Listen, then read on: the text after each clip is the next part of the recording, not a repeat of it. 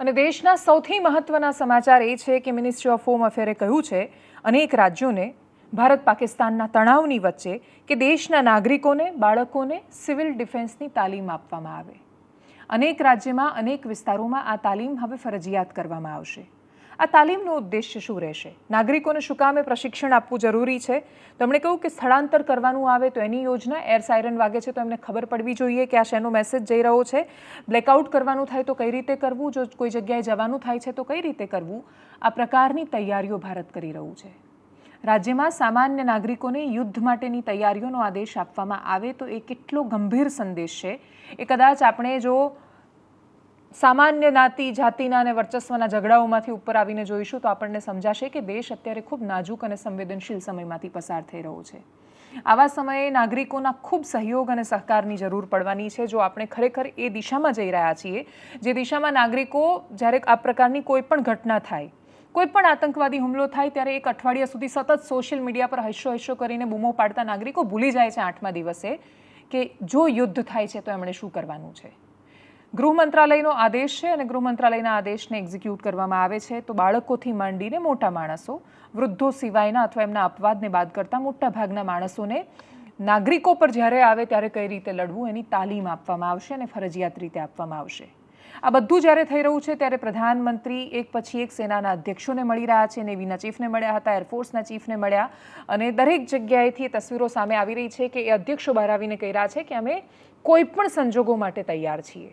આ કોઈ પણ સંજોગો શું હશે એ સમય નક્કી કરવાનો છે. પાકિસ્તાન એક પછી એક મિસાઇલના પરીક્ષણ કરી રહ્યું છે. સતત 12મો દિવસ છે કે એલઓસી પર એણે સીઝ ફાયરનું વાયોલેશન કર્યું છે, ઉલ્લંઘન કર્યું છે.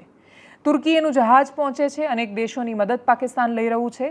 યુનાઇટેડ નેશન્સમાં જઈને પાણીનો મુદ્દો ઉપાડ્યો છે. યુનાઇટેડ નેશન્સમાં એણે ઇમરજન્સી મિટિંગ બોલાવીને ભારત અને પાકિસ્તાન વચ્ચેના સંબંધો પર ચર્ચા કરવાની વાત કરી છે.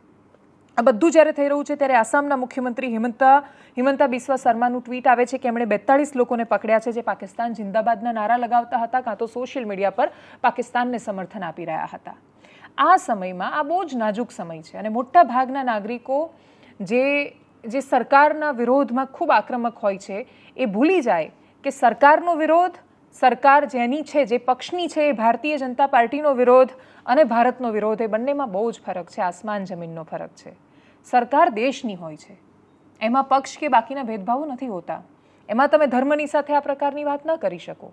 અસદુદ્દીન ઓવૈસી જ્યારે સભા કરી રહ્યા છે ત્યારે અસદુદ્દીન ઓવૈસી તિરંગાવાળો સાફો પહેરીને સરકારને સમર્થન આપતી વાત કરીને ખૂબ વિવેકપૂર્વક એક શબ્દનું ચયન કરીને ભાષણ આપે છે. અને એની સામે બીજા નેતાઓ કે જે પોતાની જાતને સેક્યુલર ગણાવતા હોય છે અથવા પોતાની જાતને ધર્મનિરપેક્ષ કહે છે, એ લોકો દેશ માટે પણ એ લાગણી નથી દર્શાવી શકતા જેની દેશને અત્યારે જરૂર છે. યુનાઇટેડ નેશન્સની સિક્યુરિટી કાઉન્સિલમાં પાકિસ્તાને બોલાવેલી બેઠકમાં સિંધુ નદીના રોકવા પર અને ભારત યુદ્ધની તૈયારીઓ કરી રહ્યું છે અને તમે ભારતને યુદ્ધ કરતા રોકો એ પ્રકારનો પ્રયત્ન કર્યો છે.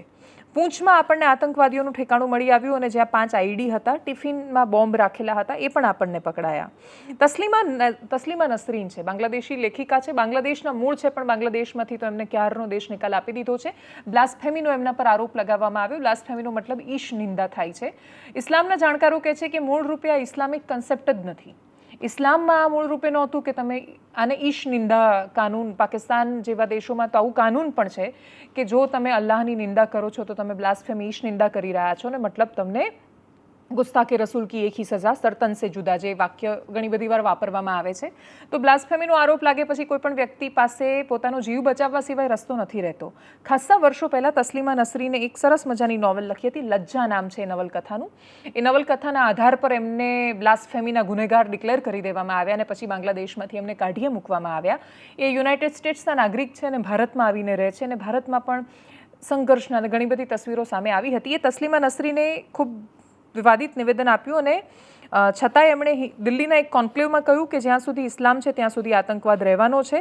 એનું કારણ એ છે કે 1400 વર્ષ થયા પણ એ બદલાવા તૈયાર નથી. દુનિયાભરમાં ચર્ચ ખતમ થઈ રહી છે અને ચર્ચ પોતાને મ્યુઝિયમ બનાવી રહ્યા છે, જ્યારે ઇસ્લામ પ્રયત્ન કરી રહ્યું છે કે વધારે ને વધારે મસ્જિદો બનતી જાય. આવા સમયમાં તસ્લીમા નસરીનનું આ નિવેદન, જે મૂળ બાંગ્લાદેશના છે પણ ખાસા વર્ષોથી ભારતમાં છે, એ ઢાકાની એ ઘટનાને યાદ રાખીને એ સંદર્ભે એમણે કહ્યું કે ઢાકામાં પણ આની પહેલાં એક હુમલો કરવામાં આવ્યો હતો 2016માં. તો 2016માં ઢાકામાં જે આતંકવાદી હુમલો થયો ત્યાં પણ સેમ પેટર્ન હતી. ત્યાં માર્યા મુસલમાનને હતા, પણ મારવા પાછળનો ઉદ્દેશ એટલો હતો કે એમને કહ્યું કે તમે કલમા પઢીને બતાવો, ને જે લોકો કલમા ન પઢી શક્યા, એ જેને કલમા ન આવડ્યું, બધાને મારી નાખ્યા. અહીંયા જે કાશ્મીરના પહેલગામમાં થયું એનો પણ આધાર ધાર્મિક છે, અને આ ધાર્મિક આધાર અને આ ધાર્મિક કટ્ટરતા જે દુનિયાના અલગ અલગ હિસ્સાઓમાં સામે આવે છે, એનો ભોગ અલગ અલગ ધર્મના લોકો બને છે, અલગ અલગ જાતિના લોકો બને છે, અલગ અલગ દેશના લોકો બને છે, પણ છેલ્લે એમાં મરે હ્યુમેનિટી છે.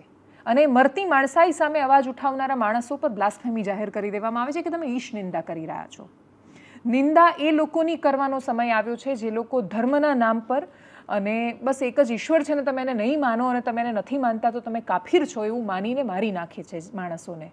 આટલા સંવેદનશીલ સમયમાં આખો દેશ બહુ જ રૂટીનમાં જાય, અને આ દેશ આપણો જ્યારે રૂટીનમાં જતો રહે, એટલે જ્યારે કોઈ પણ ટેરરિસ્ટ અટેક કે આ પ્રકારની દુર્ઘટના સામે આવે ત્યારે જ આપણે ભારતીય હોઈએ છીએ, અથવા ત્યારે જ થોડા સમય માટેની ધાર્મિક એકતાઓ પણ જાગે છે. એના થોડા સમયમાં જાતિઓની ચર્ચાઓ થાય છે, એના થોડા સમયમાં પ્રાંતની ચર્ચાઓ થતી હોય છે, એના થોડા સમયમાં એવા મુદ્દાઓમાં આપણે વ્યસ્ત થઈ જઈએ છીએ કે આપણે ભૂલી જઈએ છીએ કે દેશને તો નાગરિકની જરૂર છે અત્યારે.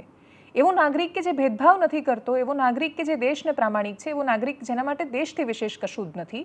અત્યારે ભારતને સૌથી વધારે એની જરૂર છે, અને એટલે જ સિવિલ ડિફેન્સ માટેની ટ્રેનિંગની જે જાહેરાત છે, એરફોર્સના અધિકારીઓ સાથેની, નેવીની, આર્મીના ચીફ સાથેની મુલાકાત, ડિફેન્સ સેક્રેટરી સાથેની પ્રધાનમંત્રીની મુલાકાત, રાષ્ટ્રપતિ સાથેની એક પછી એક મુલાકાત, દુનિયાભરના દેશના રાષ્ટ્રાધ્યક્ષો સાથેની મુલાકાત, વ્લાદિમીર પુતિનનું ભારતને યુદ્ધમાં સમર્થન, ઇઝરાયેલનું સમર્થન યુદ્ધમાં અથવા પાકિસ્તાન સાથેના સંઘર્ષમાં સમર્થન, આ બધી જ તસવીરો બતાવે છે કે ભારત જે પણ કરવા જઈ રહ્યું છે, કેમ કે રાજનાથસિંહનું પણ સ્ટેટમેન્ટ સામે આવ્યું કે અમે એ કરીશું જે દેશવાસીઓની ઈચ્છા છે. હવે દેશવાસીઓની તો બહુ જ બધી ઈચ્છાઓ છે, અને દેશવાસીઓની ઈચ્છાઓમાં બહુ જ કન્ફ્યુઝન છે, એટલે એમને પીઓકે રાખશે પણ પીઓકેના માણસો જોઈએ છે કે કેમ, એનું એ કન્ફ્યુઝન છે.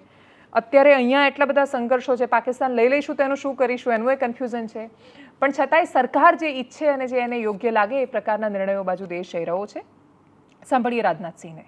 वहीं पर दूसरी तरफ भारत के आध्यात्मिक स्वरूप की रक्षा हमारे ऋषियों और मनीषियों ने की है. जहां एक तरफ हमारे सैनिक रणभूमि में लड़ते हैं, तो वहीं दूसरी तरफ हमारे संत जीवन भूमि में लड़ते हैं. साथियों, एक रक्षा मंत्री के रूप में मेरा दायित्व है कि मैं अपने सैनिकों के साथ मिलकर देश की सीमाओं की सुरक्षा सुनिश्चित करूं. और मेरा यह दायित्व है कि अपनी सेना के साथ मिलकर देश के ऊपर आंख उठाने वालों को मुंहतोड़ जवाब दूं.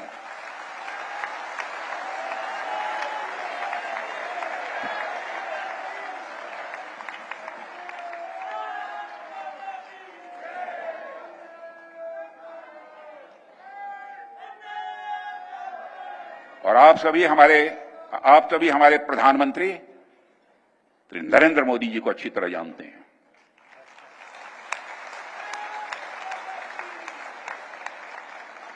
उनकी कार्यशैली से भी अच्छी तरह परिचित हैं, उनकी दृढ़ता से भी अच्छी तरह परिचित हैं.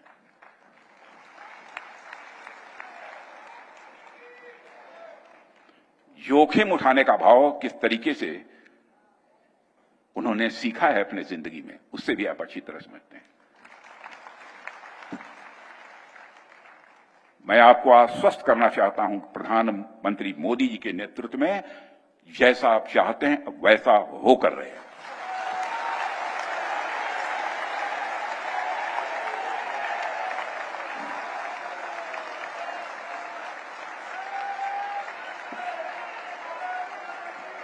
એનાલિસિસમાં અત્યારે બસ આટલું જ. જો આપ અમને યુટ્યુબ પર જોઈ રહ્યા છો તો સબસ્ક્રાઇબ કરો, ફેસબુક પર જોઈ રહ્યા છો તો ફોલો કરો, વિડીયોને શેર કરો. અને દેશ માત્ર નાગરિકોથી મહાન બની શકે છે, અને નાગરિકો આટલા સંવેદનશીલ સમયમાં પણ જો આંતરિક ઝઘડાઓમાંથી બહાર આવે તો કદાચ એ જ સૌથી મોટી દેશ સેવા બની રહેવાની છે. નમસ્કાર.